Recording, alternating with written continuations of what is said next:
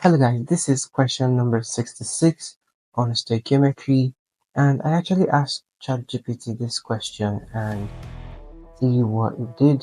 I was able to actually break it down even stepwisely, and it is pretty nice. So this means that it's really good for assistance in a way, right? But then let's solve it, okay?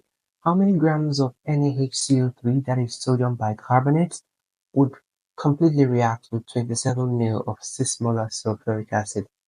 So first off, you will need to have a reaction between NaHCO3 and sulfuric acid, H2SO4.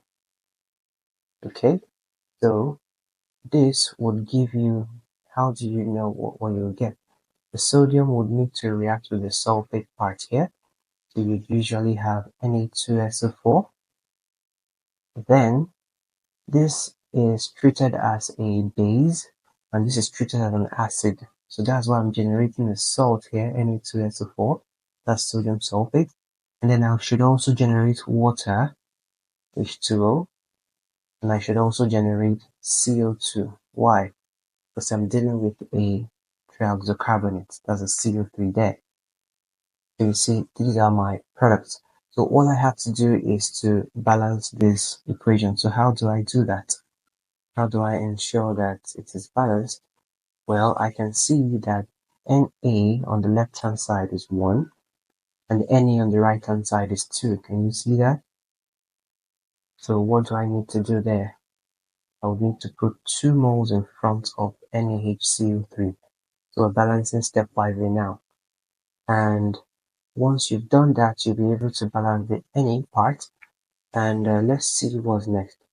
Our CO3 area is being influenced by the 2 in front of the NaHCO3. So that means I may likely put the 2 in front of the CO2 so that it would make some sense. If I have a 2 there, let's see what else. It affects my oxygen, yes. And let's also see what's happening here. 2 hydrogen there, right? And I have H2. Oh, I still have an extra 2 hydrogen here. So maybe it would help to put 2 in front of H2O. Alright, so let's pause for a while and check what we've done, if it makes any sense. So we'll come and check sodium, that's 2, so that's alright. The sulfate part is the same. Our CO3 is, we have 2 carbons and then how many oxygen here? 6. What do I have here? 2 carbons and oxygen here is 4, and then these 2 gives us 6. So yeah, it's looking good. My hydrogen is 2 on both sides, so it means that this is actually balanced. So that's really nice. If it's balanced, it means that we are on the way to getting the right answer. And if it's not balanced, you know what it means. So what happens next? We've written out a balanced equation. How many grams of our sodium bicarbonate would completely react with 27 ml of 6 molar sulfuric acid? Let's work in moles, okay? So take that 27 ml and the 6 molar, multiply those two numbers. So you have 6 multiplied by 27. Why am I doing this? 6 is the concentration, right? And then the 27 is the volume. Concentration times volume gives you number of moles, okay?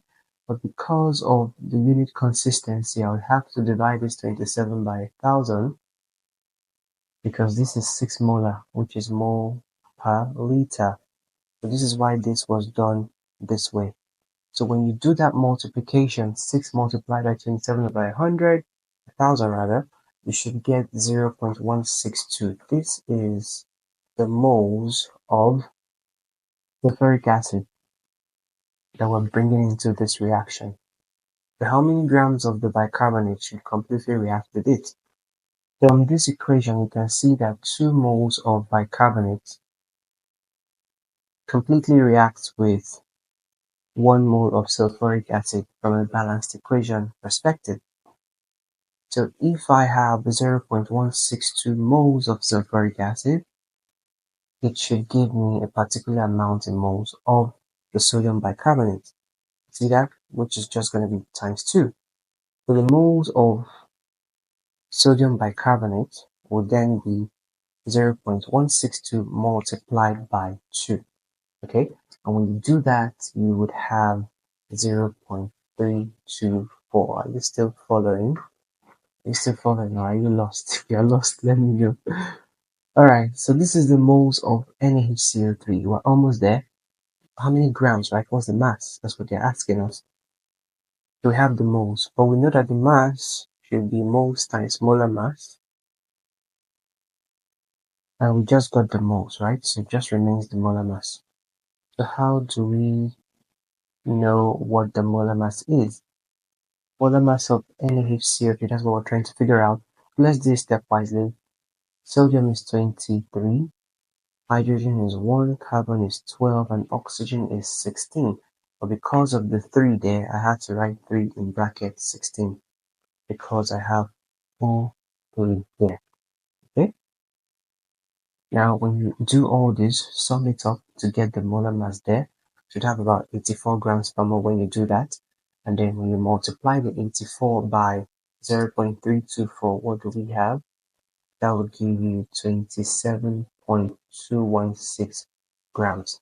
So that's also similar to what the AI also gave us. You see how it's done? Quite easy.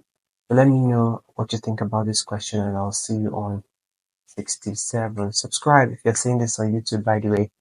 Bye bye.